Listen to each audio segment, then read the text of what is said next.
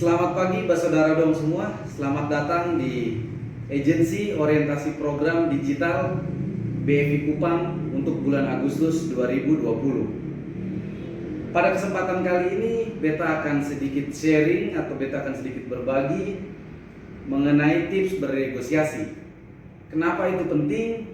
Karena dengan kondisi seperti hari ini, kondisi dengan penuh pandemik ini, ketong harus merefresh kembali ketong punya skill set, ketong punya tool set, dan ketong punya mindset.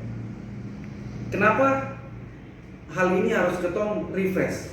Karena pandemik ini sudah merubah segala sesuatu yang ada, baik itu dari sisi ekonomi, sosial, dan lain-lain. Bahkan dari sisi ketong pun market sendiri, ketong pun market share, ketong pun bisnis proses hari ini, strategi dalam masuk sebagai seorang marketing pun akan mengalami perubahan. Pada kesempatan kali ini, ketong akan sama-sama mengasah kembali ketong pun skill set dalam hal paling basic menjadi seorang marketing, yaitu tips bernegosiasi. Jadi tips bernegosiasi ini apa yang sudah sering ketong jalankan, apa yang sudah sering ketong lakukan dari sebelumnya, ketong harus refresh. Dan refreshment ini beta akan sedikit membahas dari sisi teorinya, bagaimana aturan-aturannya atau tahapan-tahapannya untuk melakukan negosiasi. Sebelum ketong membahas tahapan-tahapan dalam melakukan negosiasi, ketong harus tahu dulu kapan negosiasi itu terjadi. Negosiasi terjadi ketika ketong sedang melakukan proses selling atau melakukan proses penjualan atau melakukan proses penawaran. Maka disitulah terjadi negosiasi. Kalau menurut beta, prinsip dari negosiasi itu sendiri adalah win and win. Harus kedua belah pihak sama-sama menang. Itu prinsip yang harus ketong sama-sama pegang. Itu yang pertama. Terus yang kedua, ketong sebagai seorang marketing, ketong harus tahu kedalaman dari ketong punya produk apa yang ketong akan jual. Jadi produk knowledge, ketong harus benar-benar tahu produk apa yang ketong jual, apa keunggulan dari ketong punya produk. Itu ketong harus tahu. Terus yang ketiga, konektivitas harus terbangun. Konektivitas seperti apa? Jadi feel antara ketong sama calon ketong punya debitur atau calon ketong punya pelanggan, ini harus kena feel-nya. Oke, jadi beta akan menjelaskan ada satu teori di mana teori ini biasa digunakan oleh peramal, digunakan oleh paranormal untuk membaca pikiran lawan bicaranya. Nah, itu menganalisa dari beberapa faktor atau beberapa variabel. Biasanya menganalisa dari sisi usia, dari sisi jenis kelamin, dari sisi agama, dari sisi etnis, bahkan dari gestur atau gaya rambut pun bisa dianalisa dan dibaca polanya. Contoh, seorang dokter akan memeriksa seorang anak kecil. Dokter bertanya kepada anak kecil itu, sakit apa dek? Sakit gigi. Sering makan permen ya? Iya dok, sering makan permen. Setelah makan permen, sebelum tidur jarang gosok gigi ya dek? Iya dok. Nah, ketika pola itu sudah terbaca, dokter seakan-akan memahami atau mengetahui pola pikir atau pikiran dari anak tadi.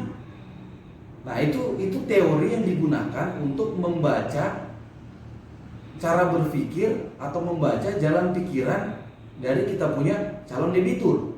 Contoh, debitur kita seorang kontraktor profilnya. Tipsnya, sebelum kita bertemu dengan mereka atau calon debitur kita untuk melakukan negosiasi, minimal kita sudah harus mengetahui profil dari kita punya debitur. Nah, setelah mengetahui profilnya, kita siapkan minimal 5-10 pertanyaan yang berhubungan dengan profil dia atau dengan hobi dia. Nah, ketika 5 dari 10 pertanyaan tadi si calon debitur kita mengatakan iya, contoh yang calon debitur kita kontraktor mengatakan iya, Pak, kontraktor biasanya kerjain proyek di mana? Di sini. Oh, biasanya di sini di Rote kerjain proyek jalan ya, Pak? Iya, jalan. Oh, bendungan di Regnamo. Iya, beta kerjain di sana. Dia akan menjawab karena kita sudah tahu ketika 5-10 pertanyaan dia jawab iya, kemungkinan tingkat konektivitas dia akan bertambah, feel dia akan lebih dapat sama kita, seakan-akan kita udah bekerja lama. Ketika itu dijalankan dan itu dilakukan dengan rutin, maka akan terbangun tingkat konektivitas untuk mempermudah pada saat kita melakukan negosiasi. Seperti itu. Terus untuk teori selanjutnya, itu ada teori bernama framing, di mana ini akan berhubungan sama tips yang keempat dalam bernegosiasi. Nah, tips framing ini setelah kita mengetahui profilnya, kita mengetahui permasalahannya, kita mengetahui kemampuan dia, barulah terbentuk namanya frame atau bingkai. Nah, disitulah yang menentukan negosiasi itu. Contoh, kita mau kasih dia di harga berapa, kita mau kasih dia di pencairan di angka berapa, kemampuan dia membayar di angka berapa. Nah, ini akan kita bahas di teori nomor 4 atau di tips yang keempat, yaitu jangan menjual di harga bottom price. Oke, untuk tips yang keempat yaitu jangan pernah menjual di bottom price. Artinya begini, misalnya ketong hanya mampu melakukan pembiayaan dari unit debitur ini, contoh hanya di 10 juta di motor. Jangan ketong jual 10 juta, ketong harus jual di 9 juta atau di 8 juta. Nah, ini trik juga, jangan sampai ketong terlalu jauh gapnya dari bottom price. Jadi kalau bottom price-nya atau harga yang maksimal ketong bisa kasih 10 juta, ya ketong kasih turun di 9 juta atau di 8 juta 500. Jadi kalau itu jadi spare-nya itu untuk ketong melakukan proses nego.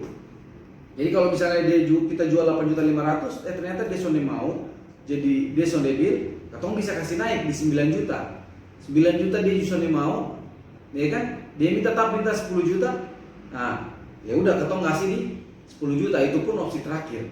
Tapi kalau misalnya ketong dari awal suka kasih dia 10 juta, dia akan pasti minta naik. Kemungkinan besar dia akan minta naik di 11 juta. Itu ketong sonde bisa fasilitasi. Gitu. Jadi kuncinya dua di tips yang keempat ini. Jangan jual harga bottom price dan jangan juga upping terlalu jauh atau turunin terlalu jauh. Harga motor ketong bisa biayain 10 juta, ketong kasih turun di 5 juta, itu terlalu jauh. Ya, batas wajar sah. Gitu. Itu contoh itu tips yang keempat, dan beta kasih contoh yang sangat-sangat gampang dimengerti. Terus untuk tips yang kelima, itu ketong harus siapkan best alternatif atau alternatif terbaik. Jadi ketong kuasai dulu ketong punya produk, ya kan? Jadi jangan semata-mata ngomong harga atau ngomong sesuatu yang itu supasti.